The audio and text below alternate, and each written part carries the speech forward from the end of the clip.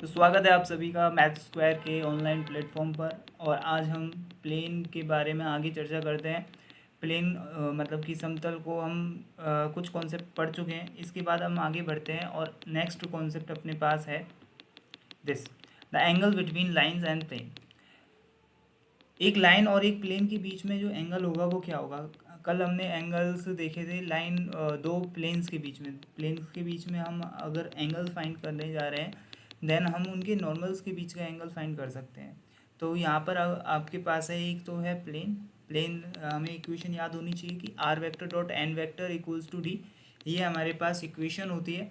And L line की equation होती है वेक्टर फॉर्म में, R vector is equals to A vector plus lambda V vector. Okay, that's good. And then ये हमारा एक plane है this one, and N vector इसके normal normal vector है। ये ये हमारे पास एक लाइन जो एल थी, ये लाइन, और इस लाइन के साथ लाइन और प्लेन के बीच में जो एंगल है वो थीटा है। तो लाइन और नॉर्मल के बीच में जो एंगल हो जाएगा वो 90 डिग्री माइनस थीटा हो जाएगा। ओके, एंड देन जब हमारे पास ये एन वेक्टर और ये इसके पास ये वी वेक्टर जो इस लाइन की डायरेक्शन को शो कर रहा है, तो एक्चुअल में उनके बीच का एंगल हमें निकालना है, तो वो साइन कॉस थीटा का फॉर्मूला हम लगा सकते हैं। That is cos pi by two minus theta cos theta, this angle. Okay, and then N vector dot V vector upon modulus of N vector modulus of V vector, this one. Cos theta के लिए formula होता है, दो vectors के बीच में अगर हमें angle निकालना होता है तो हमें इस तरीके से निकालते हैं, ये हमें पता है।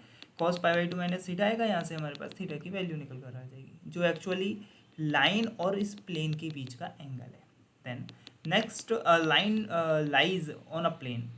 एक लाइन जो है वो प्लेन में होगी, वो कब होगी, तो वो कंडीशन हमें फाइंड करनी है। That is line lies on a plane. एक प्लेन है हमारे पास पी, दिस वन, एंड एक लाइन है आपके पास एल।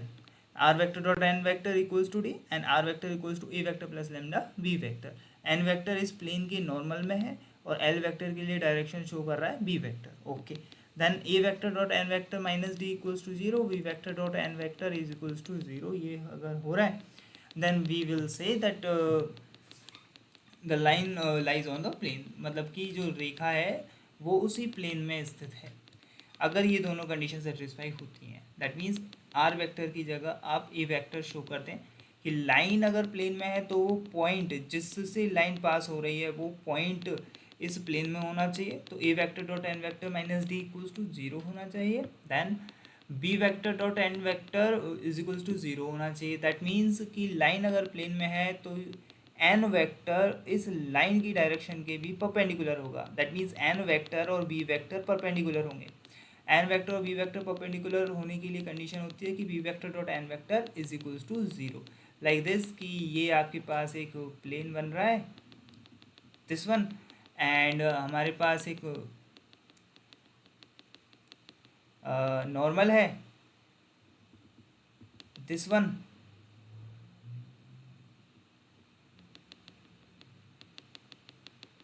इस पॉइंट पर, और एक लाइन है हमारे पास ये, एक लाइन है हमारे पास ये।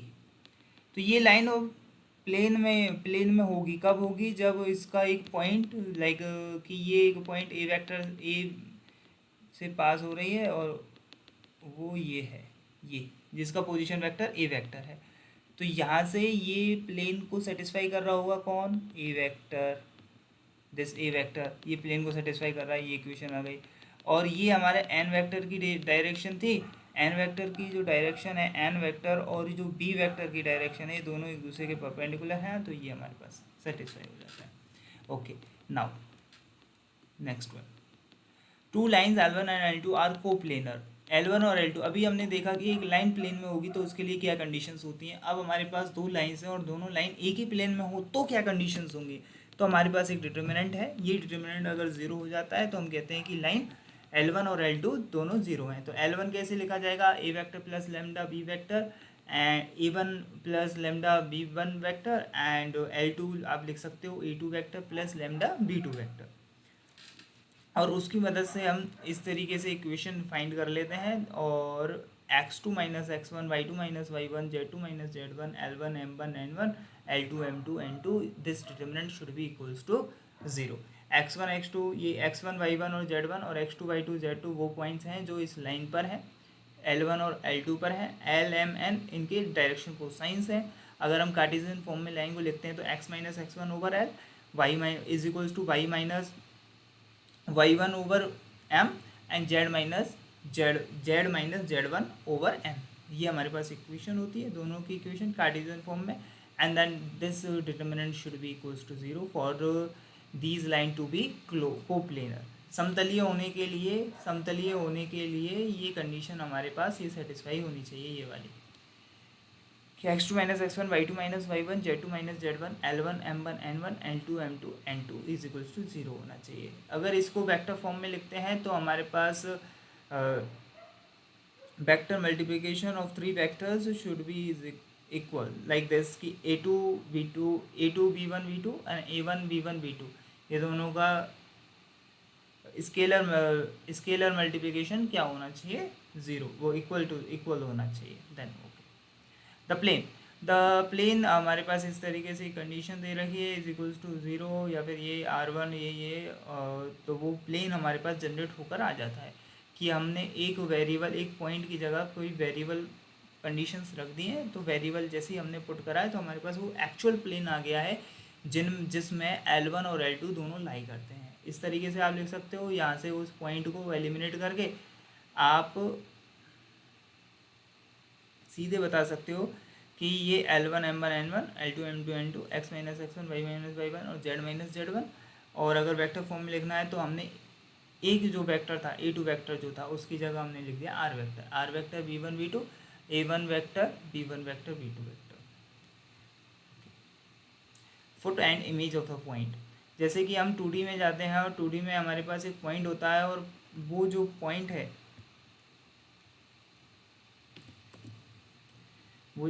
हमारे पास foot and image of a point. एक पॉइंट की आप फुट निकालते हो लाइन पर और उसी लाइन के रेस्पेक्ट में एक हम निकालते हैं क्या, दिस वन इमेज, प्रतिबिंब निकालते हैं। प्रतिबिंब निकालने के लिए हमारे पास ये प्लेन है, प्लेन के लिए एक पॉइंट ये गिवन है हमारे पास, एन वेक्टर इस प्लेन के लिए नॉर्मल वेक्टर है। एंड इस ए का अगर हम फुट देखें तो वो बी होगा और इमेज देखेंगे तो बी डैश होगी। तो कैसे निकालेंगे हम, हमारे पास प्लेन है A X plus B Y plus C Z plus D equals to 0, this equals to 0। And then एक पॉइंट है हमारे पास अल्फा बीटा गामा। तो हमने एक इक्वेशन निकाली लाइन की जो ए बी बना रहा है, मतलब कि एक पॉइंट जो इस प्लेन पर है उससे और ए के बीच के डिस्टेंस को फाइंड करते हुए हम निकालेंगे image.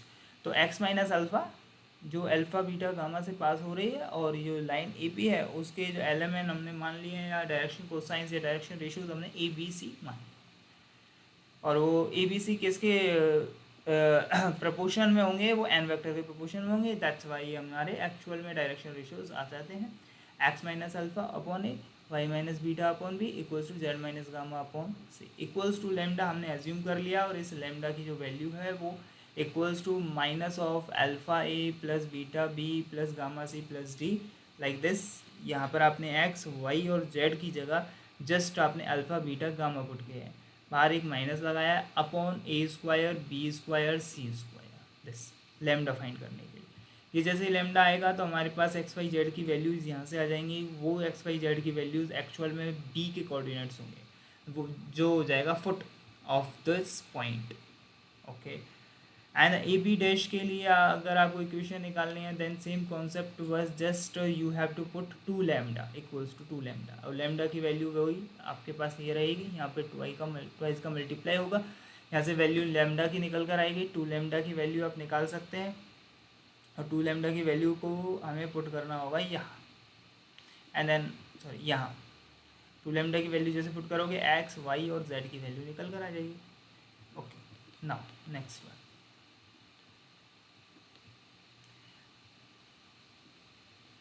Parametric equation of a plane. एक प्लेन की पैरामीट्रिक इक्वेशन कैसे होगी, जैसे हमने लाइन की देख रखी है कि लाइन की इक्वेशन टी की मदद से हम लिखते हैं। हम अगर सर्कल की इक्वेशन लिखना चाहें तो पैरामीट्रिक फॉर्म में लिखते हैं, पैराबोला की लिखना चाहें तब लिखते हैं। तो इन कॉन्सेप्ट में अगर प्लेन की पैरामीट्रिक फॉर्म अगर हमें लिखनी है तो वो हम कैसे लिख सकते हैं। तो हमें पैरामीट्रिक इक्वेशन लिखनी है, then a plane passing through the point A vector and parallel to B vector and C vector। दो वेक्टर्स हैं बी वेक्टर और सी वेक्टर, इनके तो पैरेलल है और ए वेक्टर इससे पास हो रहा है। ए वेक्टर का जो ए पॉइंट है जिसका पोजीशन वेक्टर ए वेक्टर है उससे ये प्लेन पास होता है और दो वेक्टर्स बी वेक्टर और सी वेक्टर के ये पैरेलल है। देन प्लेन की इक्वेशन जो होगी हमारे पास निकल कर आती है r vector is equals to A vector plus lambda B vector plus mu c vector. ये हमारे पास इक्वेशन निकल कर आ जाती है। Then now, angle between diameters of a cuboid with the sides A, B and C। Cuboid जो हमारे पास होता है क्यूबॉइड, दिस वन,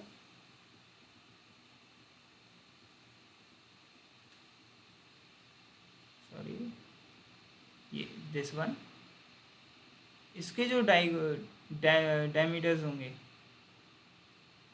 या कहीं के डायगोनल्स होंगे तो उनके बीच का जो एंगल रहेगा वो हम कैसे फाइंड कर सकते हैं। तो वो cos theta equals to plus minus A square plus minus B square plus minus C square upon A square plus B square plus C square.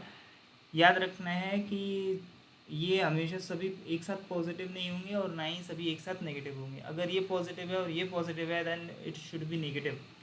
अगर ये नेगेटिव हो गया तो दोनों को दो पॉजिटिव हो सकते हैं दो नेगेटिव, ऐसे इस तरीके से चलेगा।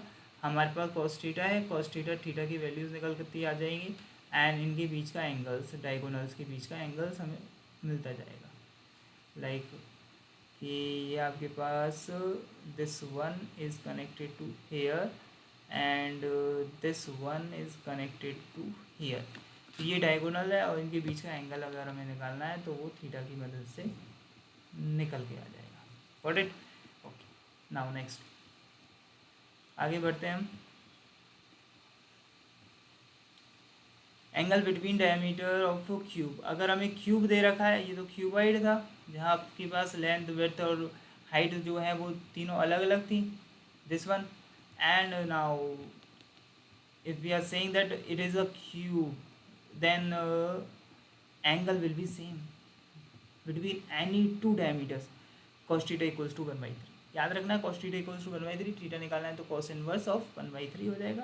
Okay, a line incline to a diameter of a cube, एक लाइन जो है वो डायमीटर के साथ डायमीटर के क्यूब के डायमीटर के साथ इंक्लाइंड है at alpha beta gamma and delta respectively. तो चार डायमीटर्स बनेंगे, आपके पास चार एंगल्स क्रिएट होते हैं। Then cos square alpha plus cos square beta plus cos square gamma plus cos square delta should be equals to 4/3। ये 4/3 के इक्वल होना चाहिए।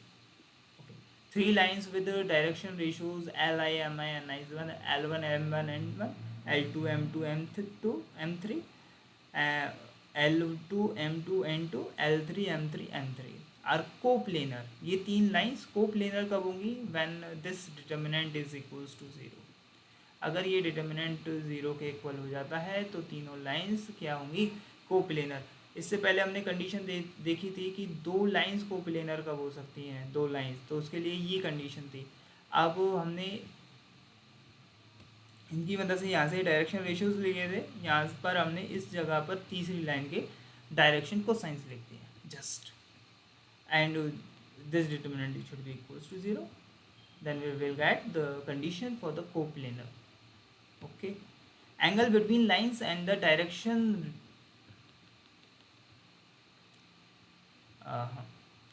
angle between lines with the direction cosine satisfies this equation. What? This one, ये L plus M plus N is equals to 0, L square plus M square minus N square equals to 0, and theta should be equals to either pi/3 or 2 pi/3. Angle between lines with the direction cosines satisfies this.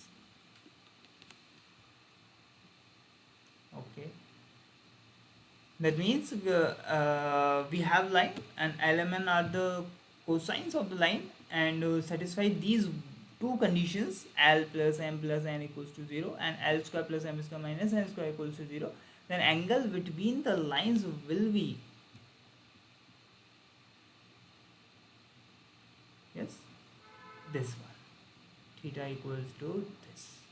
Okay, if direction cosine satisfy this equation, this al plus abm plus cn equals to 0, then this equation one, that means the lines will be perpendicular. There are two lines with lmn and then the equation. There are two lines and then lmn satisfy these equations, and they will be perpendicular if f upon a plus g upon b, this f upon a plus g upon b plus h upon c is equals to 0, then they will be perpendicular, or they will be parallel if under root of af plus under root of bg plus under root of ch is equals to 0. तो that's all about the plane. इसके बाद हम चर्चा आगे करेंगे. एक बार हम revise कर लेते हैं. तो सबसे पहले आज हमने पढ़ा है ये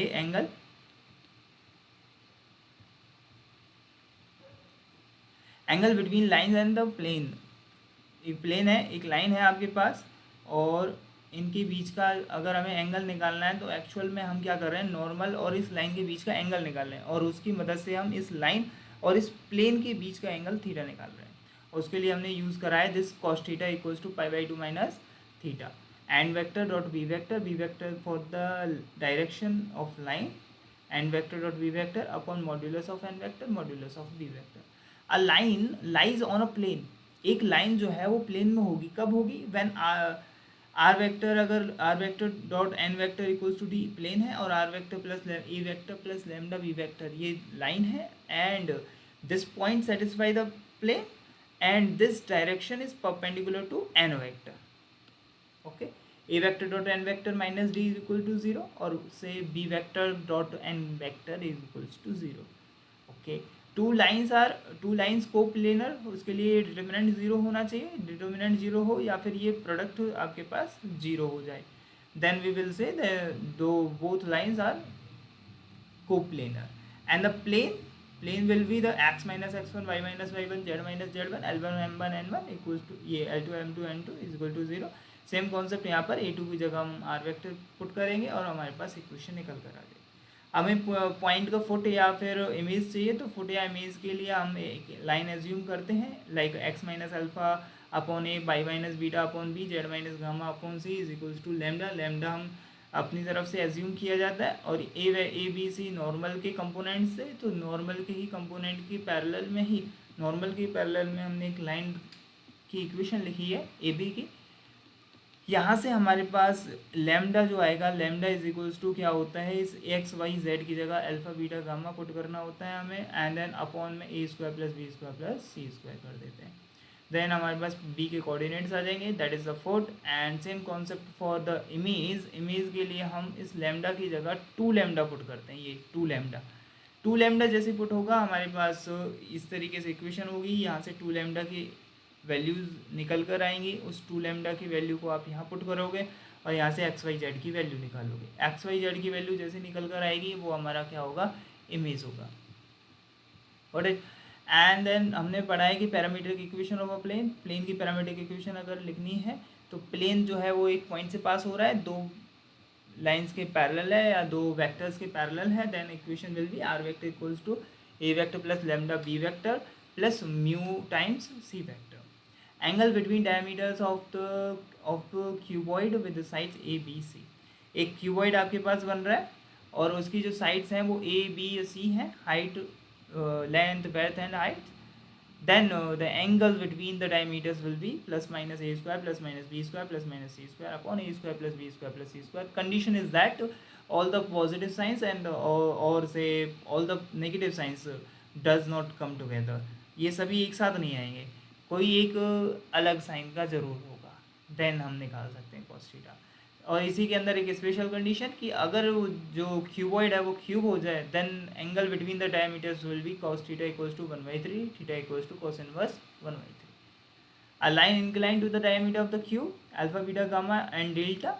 एक लाइन जो है वो एक क्यूब के डायमीटर्स के साथ alpha beta and gamma angle create कर रही है। Then cos square alpha plus cos square beta plus cos square gamma plus cos square delta is equals to 4/3। Okay, and then 3 lines के लिए हमने coplanar की condition देखी, तो उसके लिए हमने इसके डायरेक्शन रेशियोज या डायरेक्शन कोसाइंस हमने लिए, और L1 M1 N1 L2 M2 M2 M3 N2 and L3 M3 N3 equals to 0। ये 0 के इक्वल होना चाहिए। The angle between line and the direction cosines with direction cosine satisfies. दो lines हैं और उनके एलिमेंट जो है वो ये कंडीशन सेटिस्फाई करते हैं, L plus M plus N equals to 0, L square plus M square minus N square equals to 0, then angle will be either π/3 और 2π/3। Direction cosine satisfy AL plus BM plus CN equals to 0 and F times MN G times NL and H times LN equals to 0। तो angle जो है वो आपका perpendicular होगा, मतलब कि 90 degree angle होगा, या 0 डिग्री या 180 डिग्री। तो लाइंस आर परपेंडिकुलर और पैरेलल।